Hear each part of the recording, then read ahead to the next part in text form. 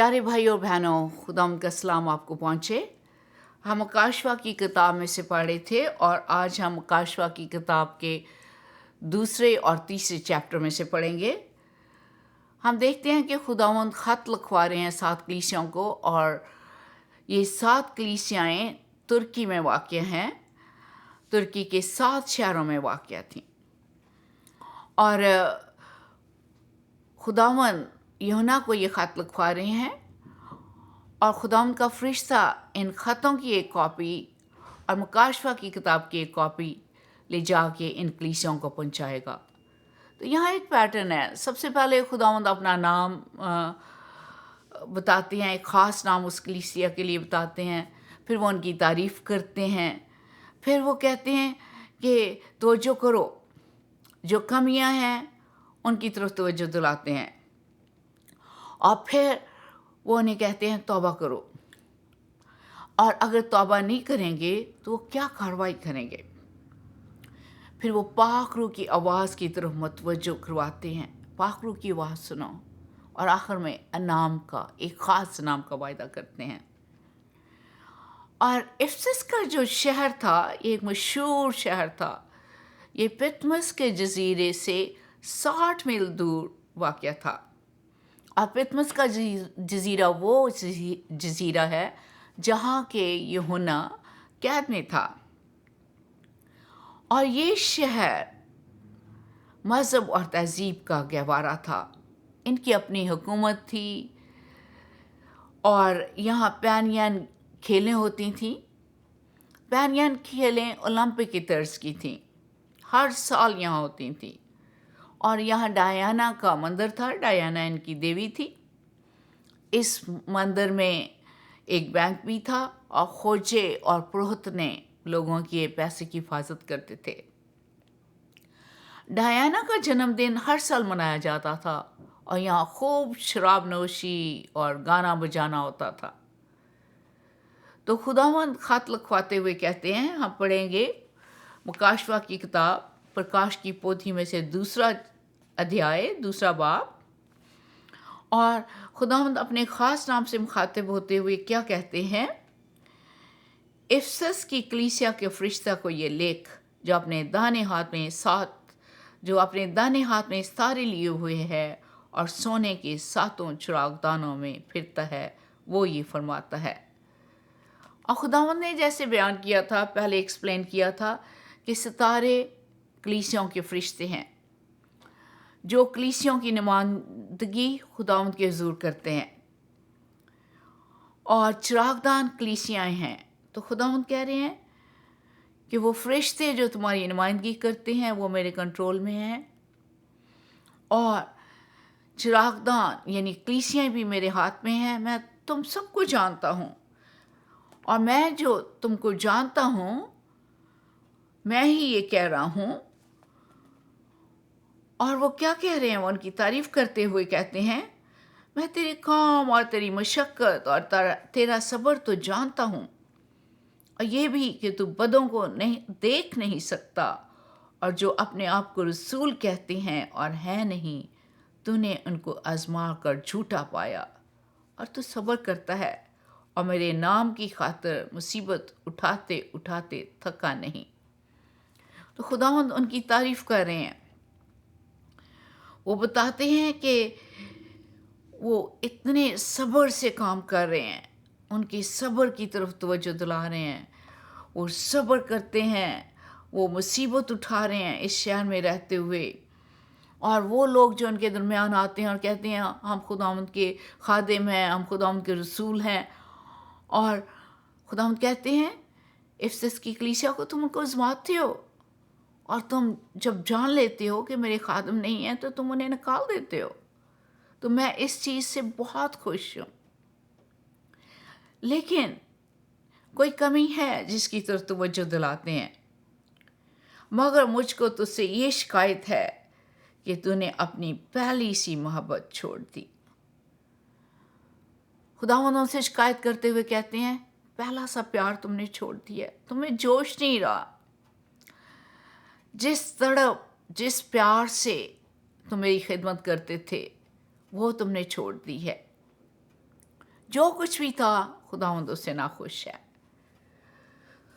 تو خداوند ان کی توبہ کی طرف توجہ دلاتے ہوئے کہتے ہیں بس خیال کر کہ تو کہاں سے گرا ہے اور توبہ کر کے پہلے کی طرح کام کر، اور اگر تو توبہ نہ کرے گا تو میں تیرے پاس آ کر تیرے چراغ دان کو اس کی جگہ سے ہٹا دوں گا.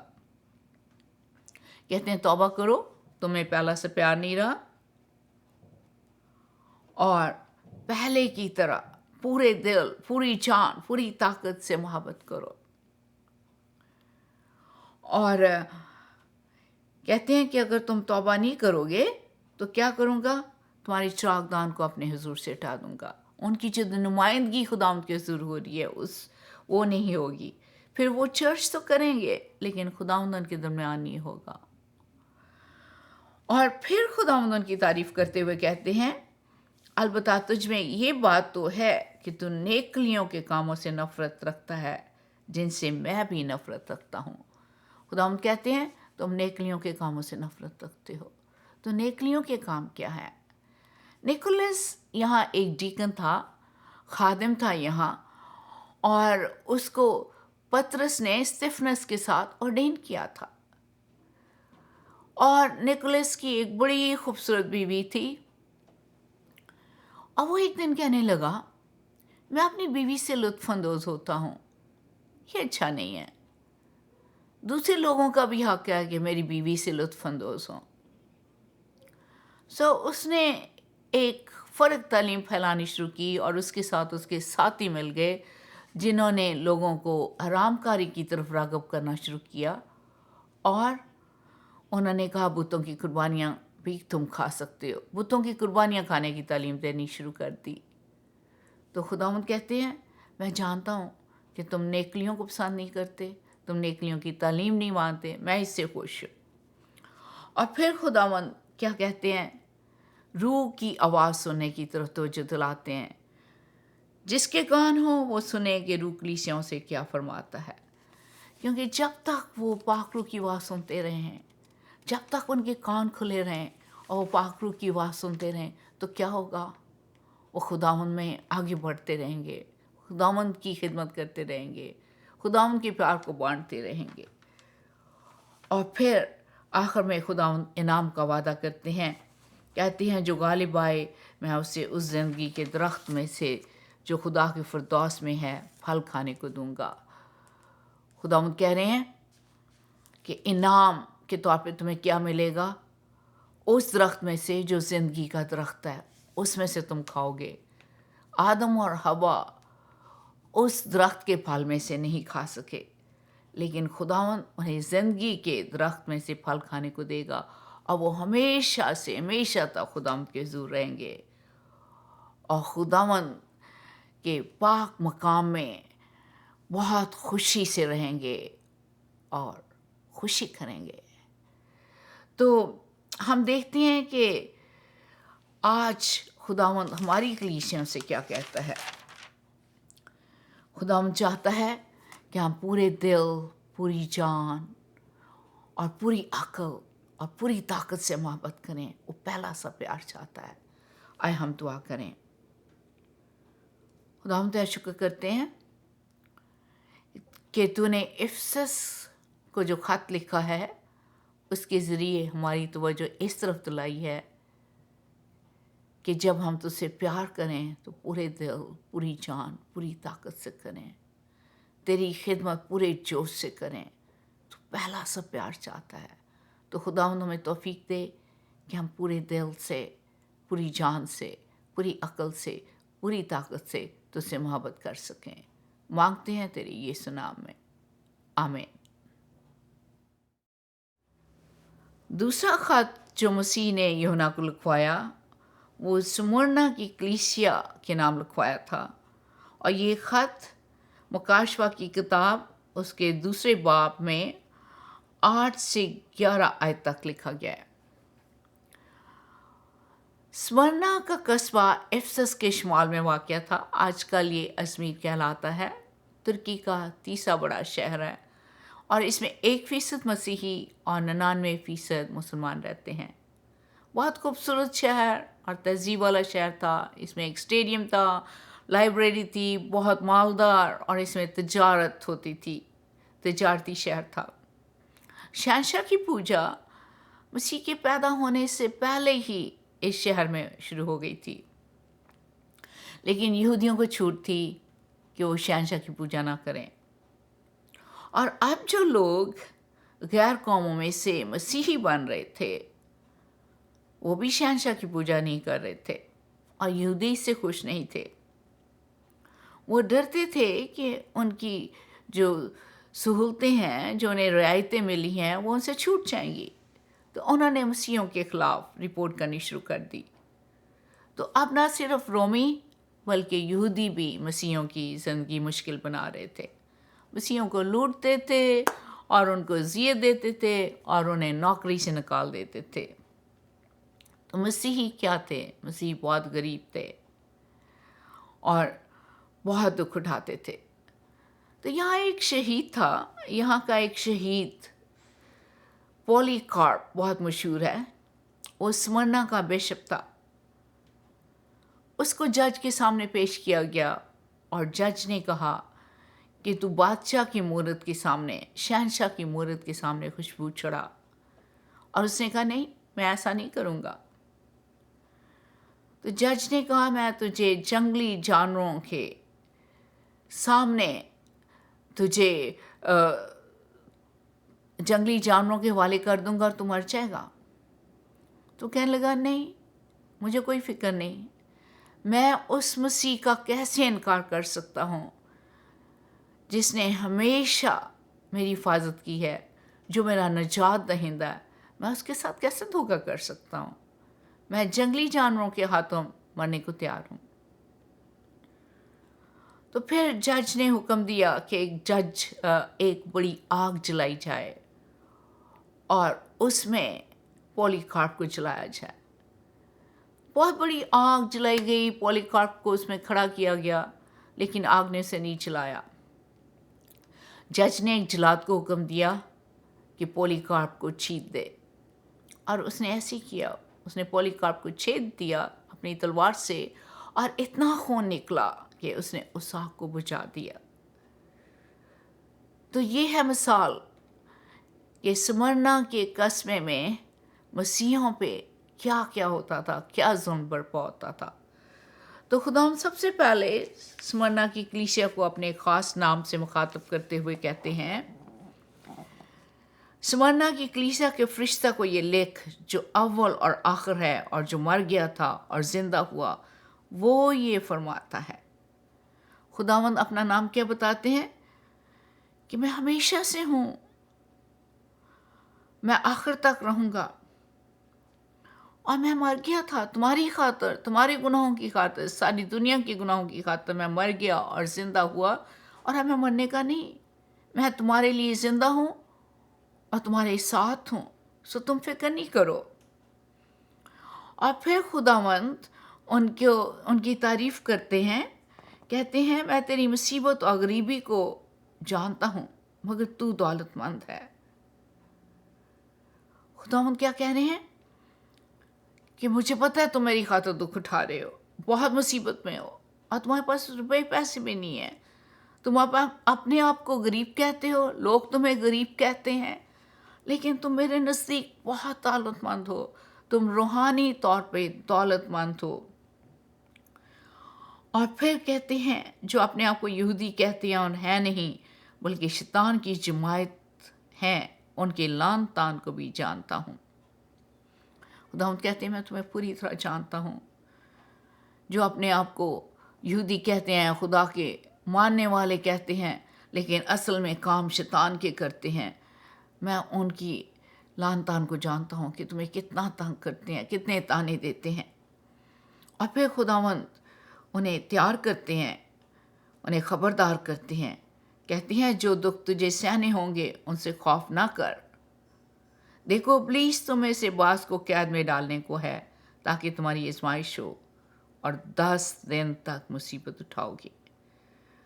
خداوند کہہ رہے ہیں کہ دکھوں کے لیے تیار رہو. تم شروع سے ہی دکھ اٹھا رہے ہو، لیکن اب تم پر اور دکھ واقع ہوں گے ایک خاص مدت تک، خاص وقت تک، ہمیشہ نہیں رہیں گے، تھوڑے دنوں تک، اور تم قید میں بھی ڈالے جاؤ گے۔ اور پھر ان کو انعام کے بارے میں بتاتے ہیں، جان دینے تک بھی وفادار رہے تو میں تجھے زندگی کا تاج دوں گا۔ کہتے ہیں تم وفادار رہو میرے تو تمہیں کیا ملے گی؟ زندگی، ہمیشہ کی زندگی ملے گی۔ اور وہ روح کی آواز کی طرف توجہ دلاتے ہیں، کہتے ہیں جس کے کان ہو وہ سنے کہ روح کلیسیوں سے کیا فرماتا ہے۔ خدا ہم چاہتے ہیں کہ ہم اپنے کان کھلے رکھیں تاکہ پاک روح کی آواز سنیں، اور ان سے بھی کہتے ہیں پاک روح کی آواز سنو، وہ تمہیں تسلی دے رہا ہے، وہ تمہاری حوصلہ افزائی کر رہا ہے، اس کی آواز سنو۔ اور پھر انعام کی بات کرتے ہیں، جو غالب آئے اس کو دوسری موت سے نقصان نہ پہنچے گا۔ مسیح میں جو لوگ مرتے ہیں وہ پہلی موت مرتے ہیں، ہر ایک پہلی موت مرتا ہے، لیکن جو مسیح کے لوگ ہیں وہ دوسری موت یعنی دوزخ کی موت نہیں مریں گے، وہ نرک میں نہیں پڑیں گے۔ تو خداوند کہتے ہیں تمہیں دوسری موت سے نقصان نہیں پہنچے گا، بلکہ تم ہمیشہ سے ہمیشہ تک میرے حضور میں رہو گے۔ تو آج ہم دیکھیں خداوند کلیسیوں سے کیا کہتے ہیں، اور وہ آج ہماری کلیسیوں سے کہتے ہیں کہ دکھ اٹھانے کے لیے تیار رہو۔ میرا روح، پاک روح ہمیشہ تمہارے ساتھ ہے۔ آئیے ہم دعا کریں۔ خداوند ہمیں تیار کر، ہم تجھ میں قائم رہیں، تیرا کام کرتے رہیں، اور دکھ اٹھانے کے لیے بھی تیار رہیں۔ مانگتے ہیں تیرے یسوع نام میں، آمین۔ اور اب ہم پڑھیں گے اس خط کے بارے میں جو کہ خداوند نے پرگمن کی کلیسیا کو لکھوایا تھا۔ یہ مکاشوہ کی کتاب، اس کا 2 باب، اس میں 12 سے 17 آیت تک یہاں یہ واقعہ ہے۔ اور پرگمن کا شہر 300 سال پہلے، یسوع مسیح کے پیدا ہونے سے 300 سال پہلے سے آباد تھا۔ یہ رومی علاقے کا دارالحکومت بھی تھا، ثقافت اور تعلیم کا گہوارہ تھا۔ یہاں قدیم زمانے میں ایک مشہور لائبریری تھی جس میں 200,000 سے زیادہ کتابیں تھیں۔ انتہائی مذہبی شہر تھا۔ یونانی اور رومی دیوتائیں اتینا، ڈیمیٹر، زیوس کے مندر تھے یہاں، اور رومی شہنشاہ کی عبادت کے لیے 3 مندر وقف تھے۔ اور قصبہ کے اوپر پہاڑ پر ایک بہت بڑا مندر بنا تھا جو زیوس کا مندر تھا، رومی دیوتا زیوس کا مندر۔ اور اس میں تخت نما قربان گاہ بنی تھی، بہت بڑی قربان گاہ، اور لوگ کہتے تھے کہ یہاں شیطان رہتا ہے، یہ شیطان کی تخت گاہ ہے۔ اور ایک یہاں اور دیوتا کی پوجا کی جاتی تھی، رومی دیوتا اسکلیپیوس۔ یہ سانپ دیوتا تھا، شفا کا دیوتا مانا جاتا تھا، اور سانپ کی شبیہ اس موجودہ دور میں بھی استعمال ہوتی ہے۔ اگر ہم اپنی ایمبولینسز پہ دیکھیں تو ایمبولینس پہ ایک شبیہ ہے کہ ایک کھمبا ہے اور اس پہ سانپ چڑھا ہوا ہے، اور سانپ دیوتا اسکلیپیوس ہے، اور جو کھمبا ہے وہ اس کی چھڑی ہے۔ تو اس شہر میں اسکلیپیوس کا ایک مندر تھا، اور یہ مندر ایک بینک کے طور پہ بھی یوز ہوتا تھا۔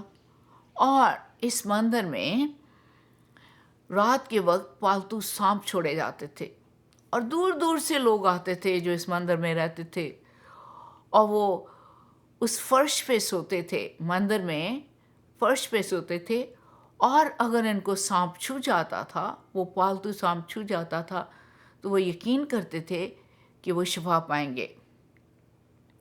اور شیطان شفا دیتا بھی ہے، بہت سے لوگوں کو یہاں سے شفا ملتی تھی، لیکن جب شیطان شفا دیتا ہے تو ہماری روح کو قبضے میں کر لیتا ہے۔ اور یہاں کچھ لوگ تھے جو بلعام کی تعلیم مانتے تھے اور نیکلیوں کی تعلیم مانتے تھے. تو دیکھیے خداوند یسوع مسیح ان سے کیا کہتے ہیں. سب سے پہلے وہ ایک اپنے خاص نام سے مخاطب ہوتے ہیں اور کہتے ہیں پرگمن کی کلیسیا کے فرشتہ کو یہ لکھ جس کے پاس 2 دھاری تیز تلوار ہے. اب 2 دھاری تلوار کیا ہے؟ یہ یسوع مسیح کا کلام ہے. اگر ہم عبرانیوں 4 باب میں پڑھیں 12 سے 13 آیت تک، کیونکہ خداوند کا کلام زندہ اور مؤثر اور ہر ایک 2 دھاری تلوار سے زیادہ تیز ہے اور جان اور روح اور بند اور گودے کو جدا کر کے گزر جاتا ہے اور دل کے خیالوں اور ارادوں کو جانتا ہے، اور اسے مخلوقات کی کوئی چیز چھپی نہیں، بلکہ جس سے ہم کو کام ہے اس کی نظروں میں سب چیزیں کھلی اور بے پردہ ہیں.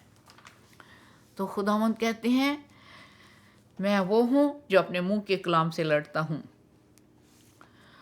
اور تو پھر ان کی تعریف کرتے ہوئے کہتے ہیں میں یہ جانتا ہوں کہ تو شیطان کی تخت گاہ میں سکونت کرتا ہے اور میرے نام پر قائم رہتا ہے، اور جن دنوں میں میرا وفادار شہید انتپاس تم میں اس جگہ قتل ہوا تھا جہاں شیطان رہتا ہے، ان دنوں میں بھی تو نے مجھ پر ایمان رکھنے سے انکار نہیں کیا. خداوند ان کی وفاداری کو جانتے ہیں. خداوند جانتے ہیں کہ اتنا زیادہ ان کو دکھوں اور تکلیفوں سے گزرنا پڑ رہا ہے. یہاں شیطان کا راج ہے، اور جہاں جس مندر کا ہم نے ذکر کیا ہے جہاں شیطان کی تخت گاہ ہے، یہاں ایک ان میں سے ایک شہید انتپاس اس کو قتل کیا تھا. اور خداوند کہتے ہیں اگرچہ تمہیں ایک شخص کو قتل کر دیا گیا، مار دیا گیا، لیکن پھر بھی تم نے مجھ سے انکار نہیں کیا. تم بہت وفادار ہو. لیکن خداوند توجہ بھی دلا رہے ہیں ان کی. کہتے ہیں تمہارے ہاں بعض لوگ غلام کی تعلیم ماننے والے ہیں جس نے بلک کو بنی اسرائیل کے سامنے ٹھوکر کھلانے والی چیز رکھنے کی تعلیم دی تھی، یعنی یہ کہ بتوں کی قربانیاں کھائیں اور حرام کاری کریں. چنانچہ تیرے ہاں بھی بعض لوگ اسی طرح نیکلیوں کے ماننے والے ہیں. تو خداوند ان کی توجہ دلا رہے ہیں کہ وہ نیکلیوں کی تعلیم سے باز رہیں، بلعام کی تعلیم سے باز رہیں. تو اب بلعام کی تعلیم کیا تھی؟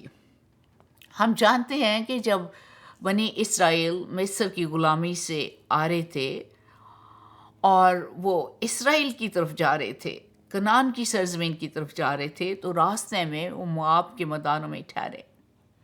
موآب کا بادشاہ بلک وہ بہت پریشان ہو گیا اسرائیل کی اتنے بڑے گروپ کو دیکھ کر، اور اس نے بلعام کو بلایا اور کہنے لگا میں انہیں شکست نہیں دے سکتا، تو ان پہ لعنت کر. اور بلعام نے کہا خدا کا ہاتھ ہے ان پر، میں ان پر لعنت نہیں دے سکتا.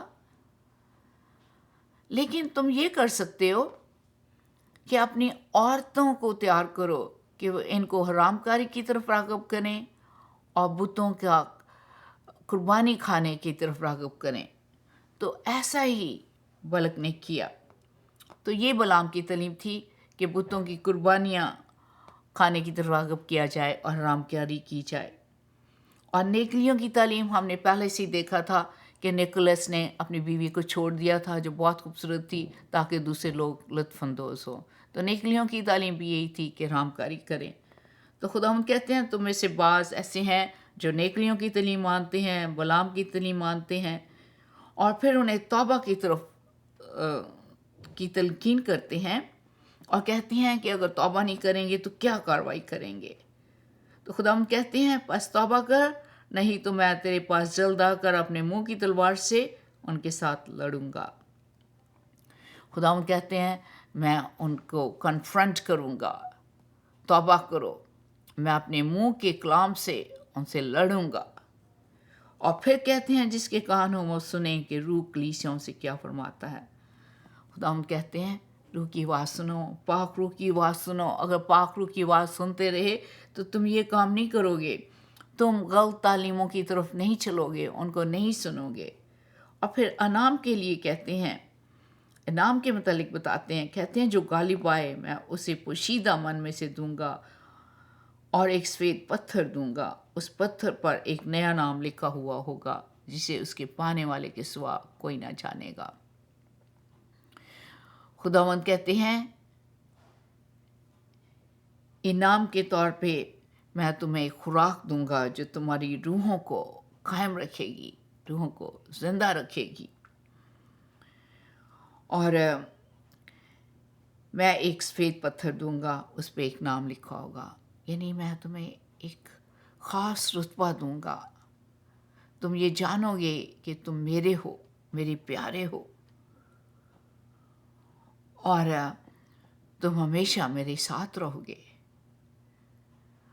تو خداوند آج کلیسیوں سے کیا کہہ رہے ہیں؟ خداوند کہہ رہے ہیں کہ ہم اس کی خاطر دکھ اٹھائیں، دکھ اٹھانے کے لیے تیار ہوں، اور غلط تعلیموں کی طرف نہ مڑیں جو ہمیں خداوند سے دور لے جاتی ہیں، اور ہم پاک روح کی آواز سنتے رہیں۔ آئیے ہم دعا کریں۔ خدا ہم تیرا شکر کرتے ہیں، تو چاہتا ہے کہ ہم تیرے خاص کلام کی میں سے پئیں اور کھائیں، تیری خوراک کھائیں، تیرے کلام کو سنتے رہیں، اور خدا ہم تجھ میں بڑھتے رہیں خداوند، اور خداوند روح کی آواز سنتے رہیں تاکہ تجھ میں قائم رہیں اور غلط تعلیم کی طرف نہ جائیں۔ ہمیں قائم رکھنا مانگتے ہیں تیرے یسوع نام میں، آمین۔ اور اب ہم دیکھتے ہیں کہ خداوند تھواتیرا کی کلیسیا کو خط لکھواتے ہیں۔ تھواتیرا اس مکاشفہ کی کتاب میں دیے ہوئے 7 شہروں میں سب سے چھوٹا ہے، وہ شہر جن کو خداوند نے خط لکھوائے تھے۔ اب یہ ترکی کا جدید شہر ہے، اس کو اخیسار کہتے ہیں، اور یہ 2 چیزوں کے لیے مشہور تھا۔ سب سے پہلے یہ 2 وادیوں کے سنگم پہ موجود تھا، اور دوسرا اور پھر یہاں فوجی چوکی تھی جو اس سنگم کی حفاظت کرتی تھی۔ اور دوسری چیز کہ اس میں بہت سی صنعتیں تھیں، بہت سی چیزوں کے کاروبار ہوتے تھے، اور یہاں فیکٹریاں تھیں، یہاں چمڑا رنگنے والے کارخانے تھے، یہاں اون اور کتان کا کپڑا بنانے والے کارخانے تھے، یہاں مٹی کے برتن، کانسی کے برتن بنانے کے کارخانے تھے، یہاں مشہور بیکری تھی، اور جامنی کپڑا بنانے کے کارخانے تھے یہاں۔ اور جامنی کپڑا یہاں کا بہت مشہور تھا۔ یہ شیل فش یعنی خول مچھلی کے عرق سے تیار کیا جاتا تھا، اور بہت مشہور صنعت تھی تھواتیرا کی۔ یہ 2 چیزوں کے لیے مشہور تھا، 2 باتوں کے لیے، کہ یہاں فوجی چوکی تھی جو 2 وادیوں کے سنگم پہ تھی، اور پھر یہاں ڈھیر سارے تجارتی گروہ تھے، اور ان تجارتی گروہ کا ہر ایک کا اپنا اپنا دیوتا تھا۔ یہ دیوتا رومی اور یونانی طرز کے تھے، اور یہاں اپولو دیوتا جو سورج کا دیوتا تھا وہ بھی مانا جاتا تھا۔ تو اگر آپ نے تھواتیرا میں رہنا ہے تو یا تو فوجی چوکی میں آپ کو نوکری کرنی پڑے گی، فوجی بننا پڑے گا، یا تجارتی گروہ میں شامل ہونا پڑے گا۔ لیکن ہر ایک کا اپنا اپنا دیوتا تھا، ہر ایک کی اپنی مذہبی رسومات تھیں، تو آپ کو ان مذہبی رسومات میں شامل ہونا پڑے گا۔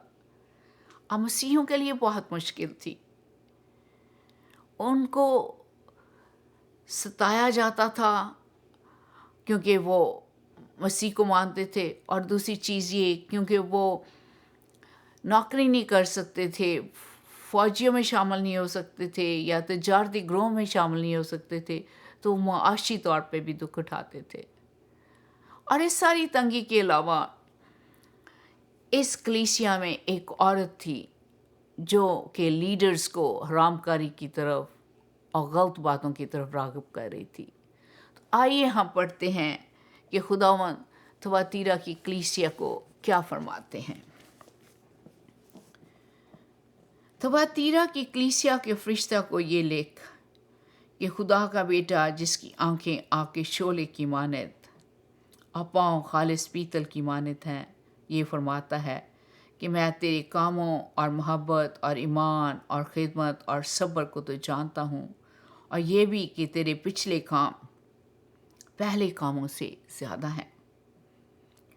पर मुझे तुझसे ये शिकायत है कि तूने उस औरत एजेबल को रहने दिया है जो अपने आप को नबिया कहती है और मेरे बंदों को हरामकारी करने और बुतों की कुर्बानियाँ खाने की तालीम देकर गुमराह करती है। मैंने उसको तौबा करने की मोहलत दी, मगर वो अपनी हरामकारी से तौबा करना नहीं चाहती। देख, मैं उसको बिस्तर पे डालता हूँ, और जो इसके साथ ज़ना करते हैं अगर उसके से कामों से तौबा ना करें तो उनको बड़ी मुसीबत में फंसाता हूँ, और उसके फर्जंदों को जान से मारूंगा, और सब कलीसियाओं को मालूम होगा कि गुर्दों और दिलों का जांचने वाला मैं ही हूँ, और मैं तुम में से हर एक को उसके कामों के मुआफिक बदला दूंगा। मगर तुम थवातीरा के बाकी लोगों से जो इस तालीम को नहीं मानते और उन बातों से जिन्हें लोग शैतान की गहरी बातें कहते हैं ना वाकिफ़ हो, ये कहता हूँ कि तुम पर बोझ न डालूँगा, तुम पर और बोझ न डालूँगा। अलबत्ता जो तुम्हारे पास है मेरे आने तक उसको थामे रहो। जो गालिब आए और मेरे कामों की मुआफिक अक़ल तक अमल करे, मैं उसे कामों पर इख्तियार दूंगा, और वो लोहे के अस्त्र से उन पर हुकूमत करेगा। जिस तरह के कुम्हार के बर्तन चिकना चूर हो जाते हैं, चनाचे मैंने भी ऐसा इख्तियार अपने बाप से पाया है, और मैं उसे सुबह का सितारा दूंगा। जिसके कान हो वो सुने कि रूह कलीसियाओं से क्या फरमाता है। तो खुदावंद अपने एक ख़ास नाम से मुखातिब होते हुए कहते हैं कि खुदा का बेटा जिसकी आंखें आग के शोला की मानद और पाँव खालिस पीतल की मानद हैं। यह हमने देखा था कि यहाँ सूरज देवता की पूजा की जाती थी। तो खुदावंद कहते हैं कि मेरी आंखें ऐसी हैं जैसे इसमें से आग के शोले निकल रहे हैं, सूरज की किरणों की मानद हैं, और मैं सब कुछ देख सकता हूँ तुम्हें, मैं सब कुछ देख सकता हूँ जो इस कलीसिया में होता है, और मेरे पाँव खालिस पीतल की मानद है। मैं तैयार खड़ा हूँ कि मैं थवातीरा को जज करूँ, इस कलीसिया को जज करूँ। और यीशु उनकी तारीफ़ करते हैं और कहते हैं कि तुम्हारे काम, मोहब्बत और सब्र सबको जानता हूँ, और तुम तरक्की ही करते जा रहे हो, तुम्हारे काम बढ़ते जा रहे हैं मोहब्बत में, ईमान में, सब्र में, खिदमत में। लेकिन वो तवज्जो दिलाते हैं, कहते हैं कि एक शिकायत है कि तुमने एक औरत एजेबल को रहने दी है। अब क्या उस औरत का नाम एजेबल था? नहीं, वो औरत एजेबल की मानद काम कर रही थी। एजेबल कौन थी? एजेबल अखियाब बादशाह, इसराइल के बादशाह अखियाब की बीवी थी। ये सुदानियों के बादशाह की बेटी थी, और इसने आते ही इसराइल को बुत परस्ती और हरामकारी की तरफ राग़ब करना शुरू किया, और ये उनको गलत तालीम देती थी। इसने खुदावंद के नबियों को मारा, और इसने एक शख्स जो मुअज़्ज़ज़ उनका शहरी था, नबूत, उसको मार डाला, और इसने इसराइल के बादशाह को बदकारी की तरफ उकसाया, सारे इसराइल को बदकारी की तरफ उकसाया। तो खुदावंद कहते हैं कि ये औरत जो चर्च में है, ये कलीसिया में लीडर्स को बुराई की तरफ माइल कर रही है, उनको कहती है हरामकारी करो, उनको बुतों की कुर्बानियाँ खाने की तरफ माइल करती है। तो मैं इसे तौबा करने की मोहलत दे रहा हूँ, लेकिन ये तौबा नहीं करना चाहती। तो अब मैं इसको और इसके साथ बुराई करने वालों को जज करूँगा। वो सब लीडर जो इसके साथ شامل ہیں برائی میں، ان کو میں ختم کر دوں گا، میں ان کو اس چرچ میں سے نکال دوں گا اور ان کو سزا دوں گا، اور میں اس کے فرزندوں کو جان سے ماروں گا۔ اور جب میں یہ سارا کچھ کروں گا تو لوگوں کو پتہ لگ جائے گا کہ میں خداوند ہوں، جو کہ دلوں کو جانتا ہوں، گردوں کو جانتا ہوں، اور میں ہی ہوں جو کہ بتلا دیتا ہوں جب میرے گھر میں یہ سارا کچھ برائی ہو رہی ہے۔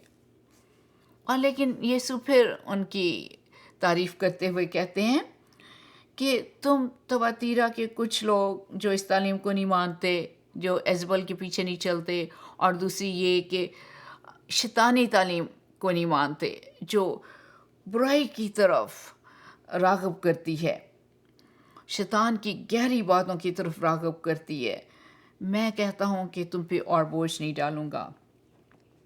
پھر خداوند انہیں کہتے ہیں کہ تم جو کچھ تمہارے پاس ہے، جس طرح تمہارا ایمان، محبت اور خدمت اور صبر ہے، اسے جاری رکھو، میرے آنے تک اس چیز کو تھامے رکھو۔ تو پھر انعام کیا ہوگا غالب آنے والوں کے لیے؟ جو غالب آئے گا وہ لوہے کے عصا سے حکومت کرے گا، اور ہر کمہار کے پاس لوہے کا ایک عصا ہوتا تھا، وہ اس عصا سے وہ برتن جو صحیح نہیں ہوتا تھا اسے توڑ ڈالتا تھا۔ اور تو کہتے ہیں میں تمہیں اختیار دوں گا کہ تم حکومت کرو گے اور لوہے کے عصا سے حکومت کرو گے، اور پھر صبح کا ستارہ دوں گا۔ صبح کا ستارہ وہ ستارہ ہے جب سورج چمک رہا ہو تو تب بھی وہ چمکتا ہے۔ تو کہتے ہیں میں تمہیں صبح کا ستارہ دوں گا۔ اور پھر پاک روح کی طرف توجہ دلاتے ہیں، کہتے ہیں پاک روح کی آواز سنو، پاک روح کی آواز سنتے رہو تو تم اس عورت ایزبل اور اس کے ساتھ کے لوگوں کی باتوں کو نہیں سنو گے۔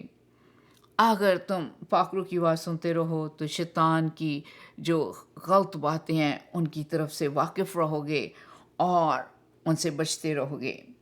اگر پاک روح کی آواز سنو گے تو تم میری آواز سنتے رہو گے اور میرے پیچھے چلتے رہو گے۔ آئیے ہم دعا کریں۔ خداوند تیرا شکر کرتے ہیں کہ آج تو نے تھواتیرا کی کلیسیا کو کیا کہا ہے۔ تو ان کے صبر کو جانتا ہے، تو ان کے پیار کو جانتا ہے، اور خداوند تو ہمیں بھی جانتا ہے کہ ہم کس طرح تیری سیوا کرتے ہیں، کس طرح تیری خدمت کرتے ہیں، اور تو اس کے لیے ہمیں بہت سراہتا ہے۔ لیکن خداوند تو یہ نہیں چاہتا کہ ہماری کلیسیاں میں وہ چیزیں جو تجھے پسند نہیں ہیں، اور اگر ہم غلط تعلیموں کی طرف راغب ہوتے ہیں، خداوند تجھے وہ پسند نہیں ہے۔ خداوند ہمیں توفیق دے کہ ہم ہر چیز جو تجھے پسند نہیں ہے اسے رد کر سکیں، اور خداوند تیرے پاک روح کی آواز سنتے رہیں، کیونکہ جب تک پاک روح کی آواز سنیں گے ہم تیرے پیچھے چلتے رہیں گے اور ترقی کرتے رہیں گے۔ مانگتے ہیں تیرے یسوع نام میں، آمین۔